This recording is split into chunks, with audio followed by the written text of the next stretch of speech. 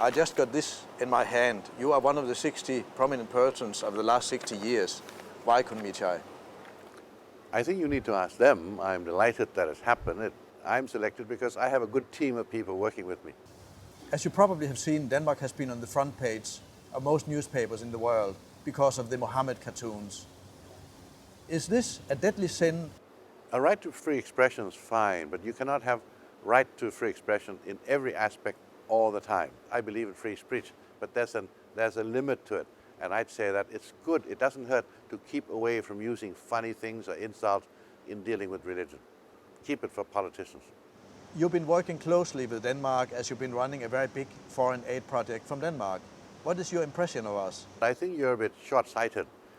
They helped us, the program went very well. We went to almost 4,000 primary and secondary schools for education on environment, and opened by your Crown Prince. He came and opened it and stayed at one of our centers. Went well. And then after 4 or 5 years, he just said, oh, it's good, it worked well, stop. Thinking that we could continue doing it. Well, we don't have the money. We can't rob banks to get the money. We can't print our own money. We're not government. They need to be a little bit more sensitive. In Denmark, many people are scared of foreigners, but here you welcome foreigners. What is the difference between us? We all are sometimes misled or paranoid about certain things. I like a fruit salad much more than any one particular fruit. In fact, my life is part of a fruit salad. My father is a Thai and a Buddhist and brown. My mother is white, Christian and Scottish. Now, what do I like and what do I hate? If you like something, why do you have to hate something? Right now, we don't have too many Thais being born. Our population growth is very, very low. And some people said to me, oh, Mechai, you must stop the family planning program so we have more babies. I said, we don't have to do it. Why don't we import people like we import our Mercedes-Benz and our wine? So we have more nationality. We have a better fruit salad. That's what the world needs. And we must also teach in school that a white chicken and a red chicken and a black chicken, they all lay eggs we can eat. Same thing, people are the same. We should not tolerate, but accept them, willingly accept them as equals. That's the way we ought to do. Don't be afraid of them. If you had to integrate foreigners who are not too happy about being integrated in a country where people are not happy about foreigners, what would you do?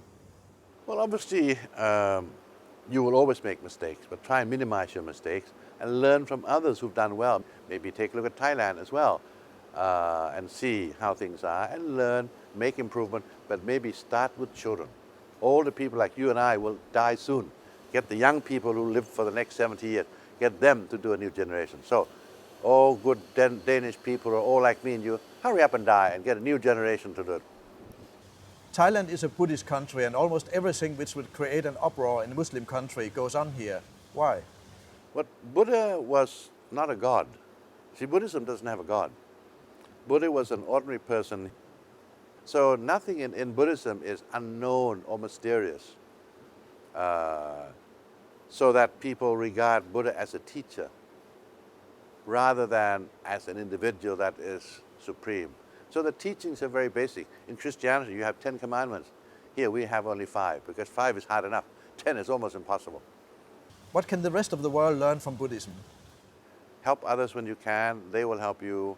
Be kind, be generous. Buddhism really tells you that the religion cannot survive and must not survive if it is irrelevant to the people. Today, monks cannot cook their own food. The food and the clothing are all provided by people who support the religion.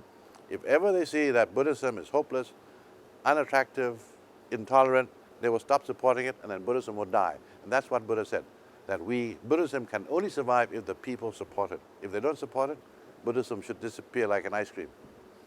Mechai, you've been AIDS fighter #1 in Thailand.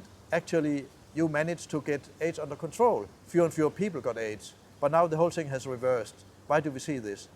We were able to reduce the rate of new infections by 90%.